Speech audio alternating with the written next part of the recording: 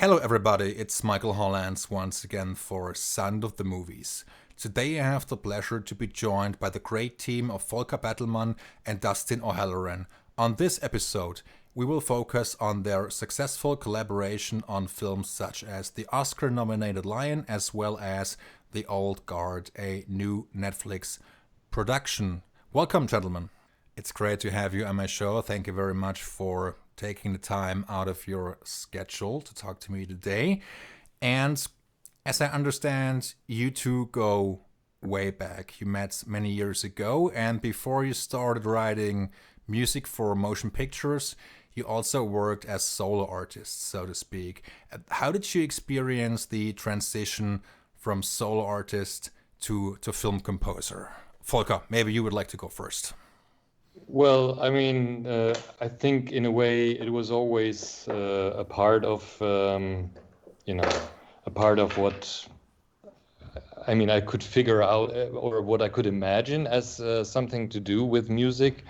When I was 18, I did the music for a TV series in Germany, but at the same time, I never had any kind of connection with the film industry because nobody in my surrounding was working in that. So the transition was somehow as well a quite lucky situation because when I performed my concerts, a lot of times people, that are doing films are coming to the shows and they see you and then maybe they give you a call and it's funny because and Dustin will tell you maybe something completely different because he's of course raised and born in the world's most famous film city, while I was born in a very small German village, and it was I was very lucky that I could find a piano teacher, that was not, and I have to say after 4 years I was better than the teacher and I couldn't find someone else. So I had to somehow always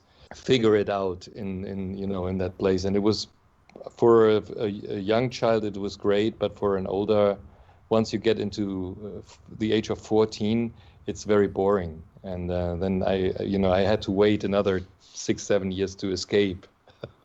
So from there on, it was getting better, and the transition to the film music was for me quite a relief. Also, getting detached from only doing albums. So I think both sides are really helpful.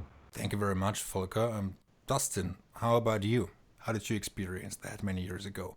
Well, it was funny because I had a band for a long time, Divix, which I was working with the singer Sarah Love, and I didn't actually. I grew up in California and Los Angeles, but I didn't start working on film until I moved to Italy, and I was living in a really small town of 30,000 people. I'd made a piano record and released it, and then I was asked by Sofia Coppola to write a couple pieces of music for Marie Antoinette. But I was actually completely isolated in a small town in Italy, so it was a weird, it was kind of interesting to kind of come to me when I was so far away. Do you wish to focus entirely on writing film scores for the time being, or do you wish to alternate, so to speak? Well, at the moment, I'm really into cooking, but I don't think I want to do it as a profession. But I think film work is taken up a lot of time for me, and I think for Volker as well, the last years. But I'm now working on a new record, a solo record, and I've kind of kept making records with the Winged Victory for the Sullen through all of the film work, and I think that it's something that I like to divide my time. It's something that I think that I always want to keep 2 feet into. I enjoy both, and I don't think I would want to just do just film work only. So that's for me. Yeah, same for me.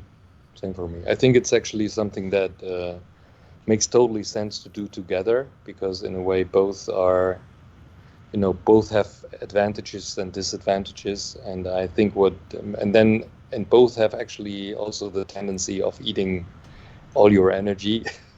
In a way, it needs also, I think we both also feel that it's sometimes nice not to do anything and just, for example, cook or take care of your kids, or just getting a little bit headspace. And I think that's maybe over the years I feel that this is maybe more the challenge of finding a balance between having a job and earning money and following your passion, and at the same time finding time for yourself and relax and get new ideas or new perspectives.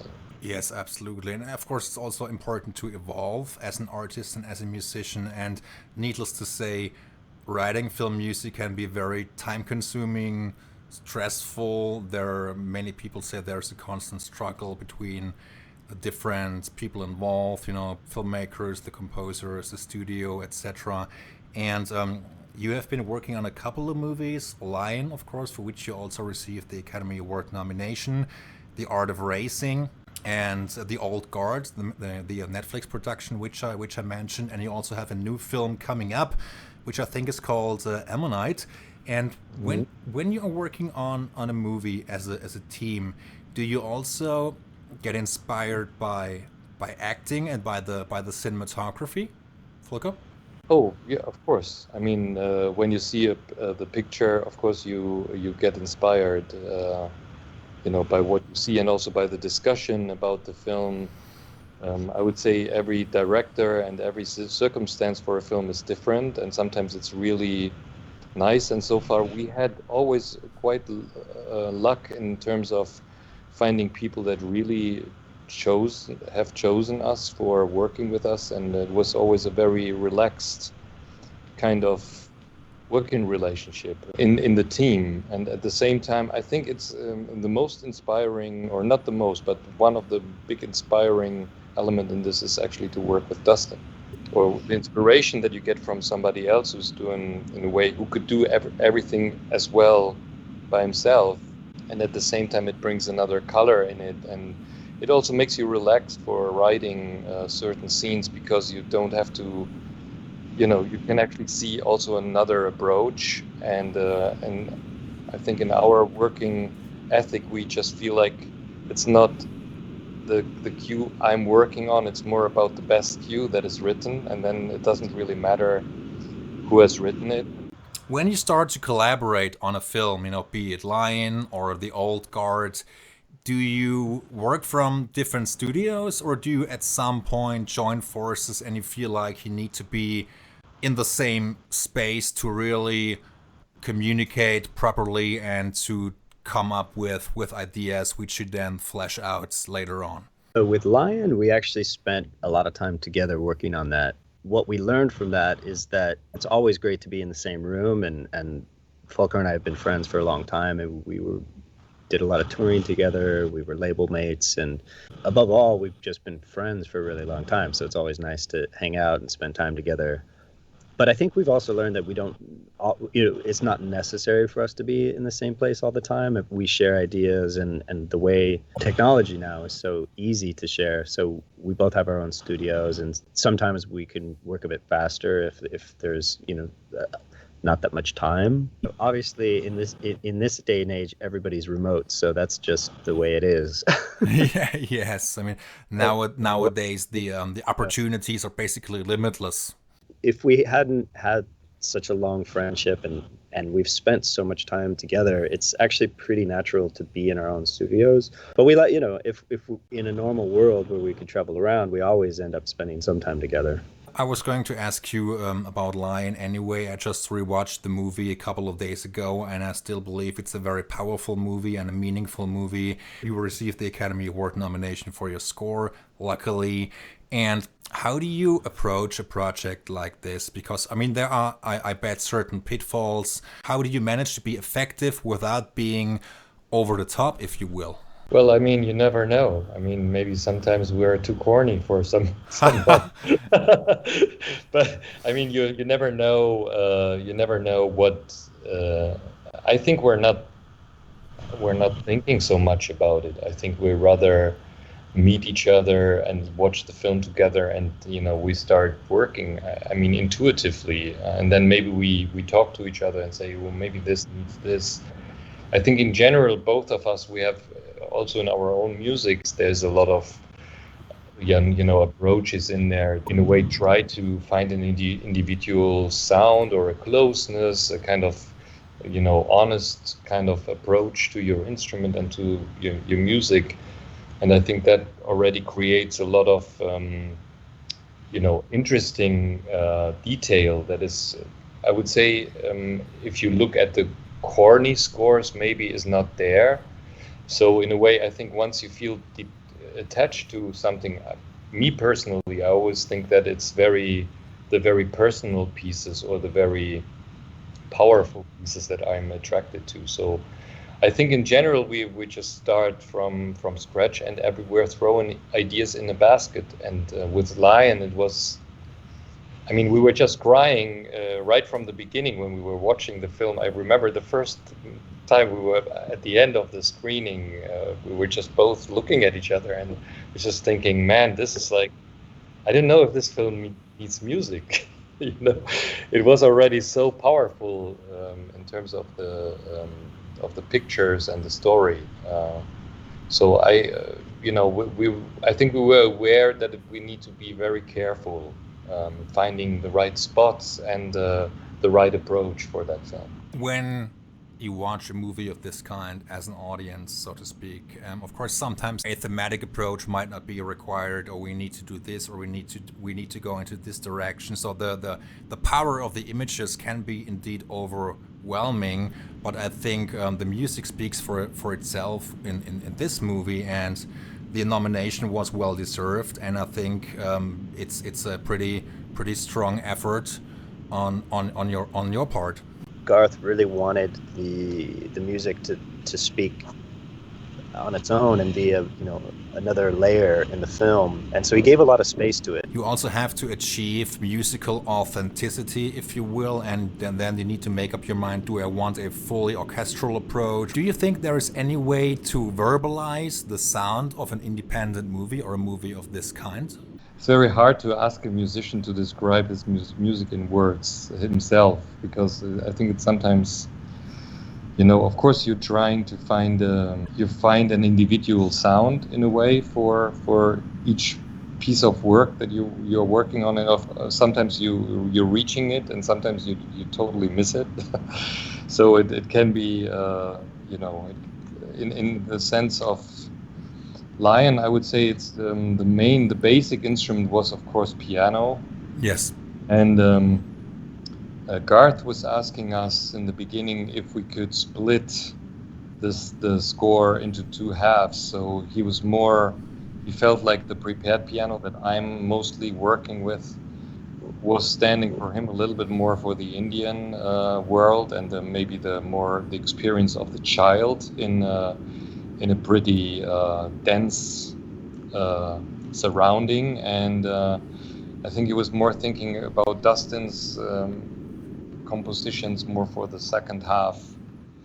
And during the work, we found out that it's not really the best thing to do. That we felt like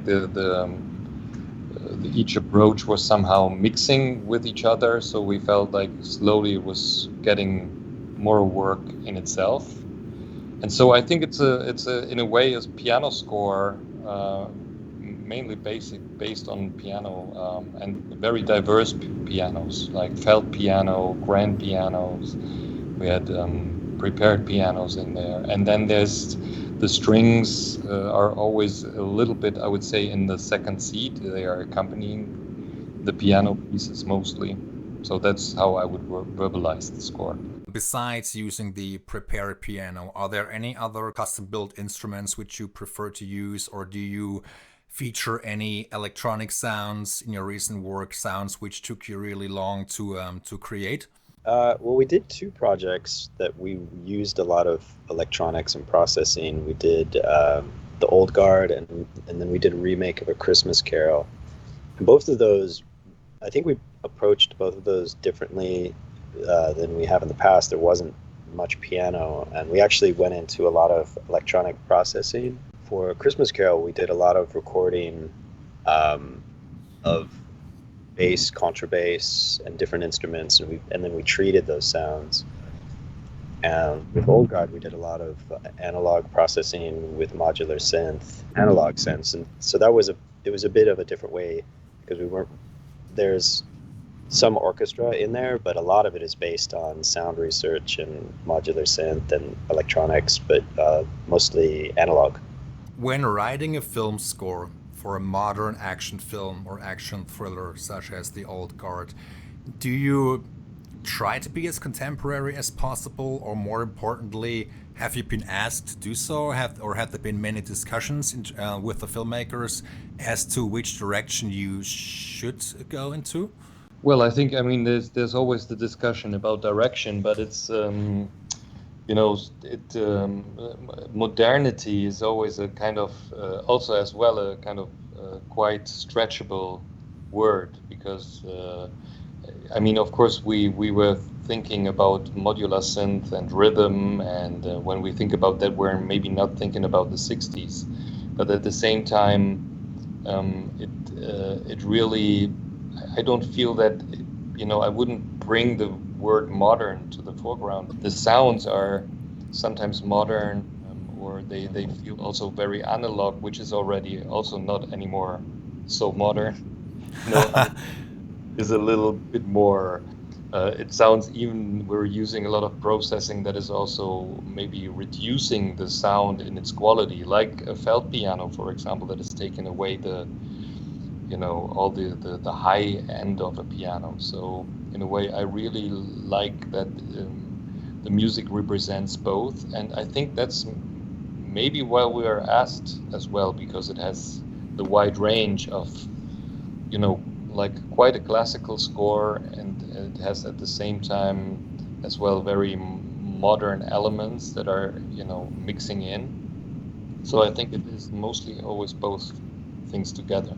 Do you like to read the script up front? Does this help you in any way? Or do you say, well, I need to watch footage of any kind just to try to figure out the sound palette, or to find any arc, so to speak? Well, I think reading the script is the first step to understanding if it will be a good film. And I truly believe that great scripts have a much better chance to become good films. I think that the story is, you know, the heart of a film. But then you really need to see the picture to understand the tonality and the tempo, because the colors and the speed and the way that the film is made really affects how the music comes out. So I think they're both vital to understand. When you watch a film for the first time, when you start working on it, you might not get the complete picture and you need to revisit the film a couple of times, and then eventually it gets better and better. Do you feel the same way when you work on a scene or on a certain part of a movie? Do you need to watch the scene over and over again to really get into it? How does it usually work with you? You know, I think filmmaking is an interesting process, because usually, you know, sometimes you find it in the beginning, but usually, like, you know, it's sort of the way that editors work. They don't find their film on the first edit, and it takes time for filmmakers to even understand the film that they're making, because I think usually what happens is they start with a script and then they film, and when they get the edit back, a lot of times for the filmmakers themselves, it's very different than the way they imagined it, because getting things, once you bring all of these people in and it's a collaboration and it's not just in your mind, it becomes something else. And I think filmmaking, and what I've learned, is that it truly is just a huge collaboration, and everybody has to give space to each other, and what you have to work with is what you have, and you can't go back into an edit and replace the actors. I mean, sometimes they do, but it's, you know, it's usually the shots you have are the shots you have to work with, and then I think the film starts to take on a new shape in that process, and the music can come later sometimes, and it's a bit of the process too. You know, you're trying to find the heart of the film and the tone of the film, and pull everything out of the film that you think makes it a better film, and that's just a process in itself, and it takes a little bit of time to sort of settle into it. And once you lock into it, then it usually goes pretty quickly. But there's always a sort of a bit of searching, and I think that's if you're hopefully you get the time to do that, because I think that always makes for a better film. Thank you very much for elaborating on that, Dustin. And an important process when it comes to shooting a movie or completing the film is the spotting sessions, when you come in and you sit down with the filmmakers, directors, and producers, and maybe some studio executives, and you watch the movie, and it then determine which scenes might play better with music, which scenes may not need any music whatsoever. What was the process like on an action picture such as the Old Guard, in terms of communication and finding a common ground, and how the work was eventually split up between you two?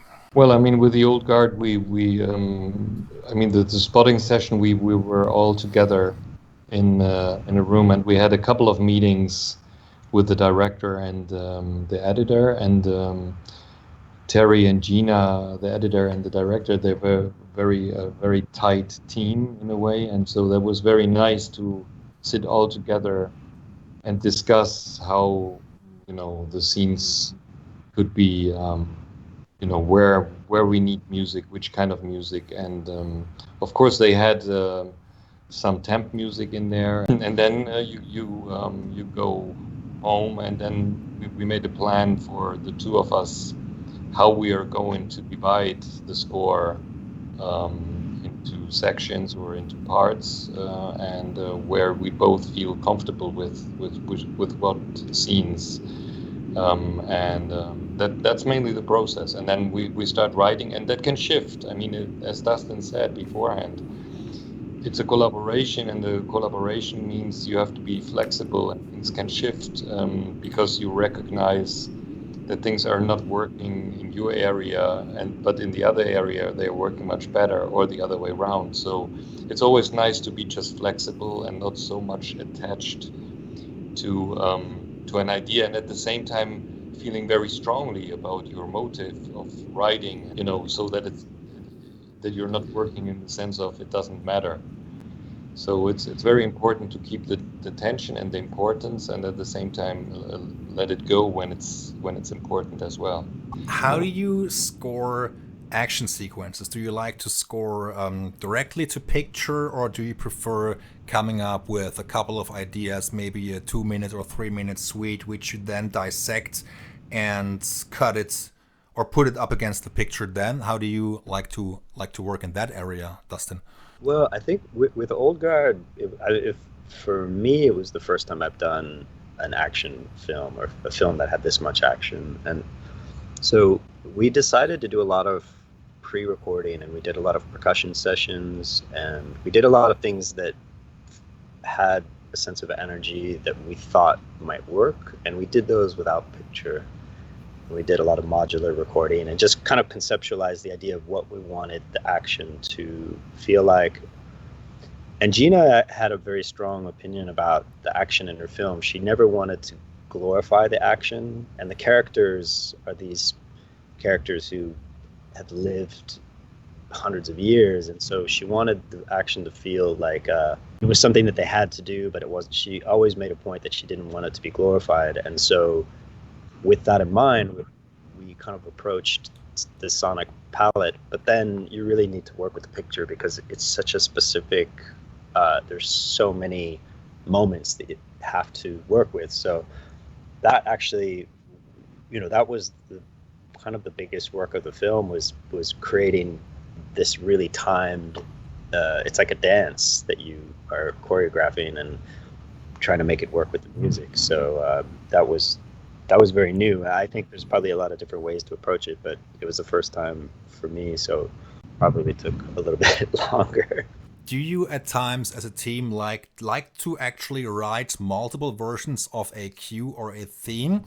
Let's say this is version A, this is B, and this is C, and then present it to the filmmakers so they can actually choose which version might be the best, as opposed to just writing, rewriting the theme and the cue endlessly. What do you think?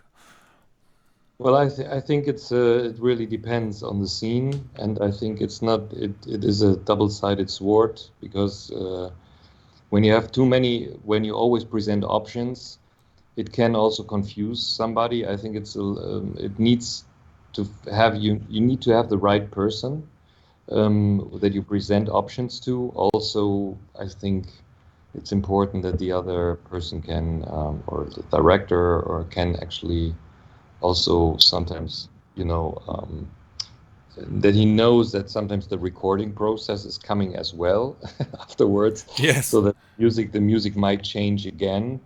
So there are many levels that you have to consider as when you're presenting your music. But at the same time, we had a couple of scenes where we presented as well both of our approaches, and we just let the director choose. And I think what is good about it is that you're not getting into this vacuum of, oh, I've done my best and that is not good. Yes. Or I've done my best and that is not accepted as as a piece of music. So you in a way that is a little bit frustrating, because then you have to go back and think about something else. And so in a way, when you have two options, of course, that is helpful in the decision process. And mostly then the decision is made. I think I can't remember, maybe very rarely, the situation that we had options and none of the options was good.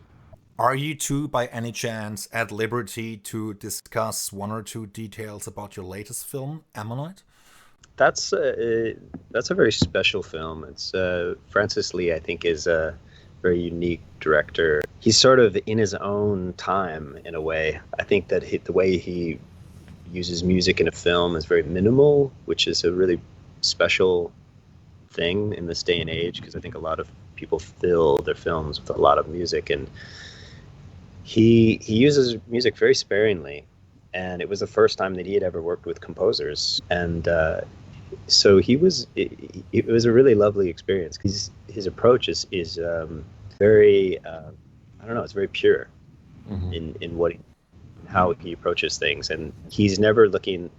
He looks at his film like a poem, and very, very deeply, and I think that's what makes him a very special filmmaker.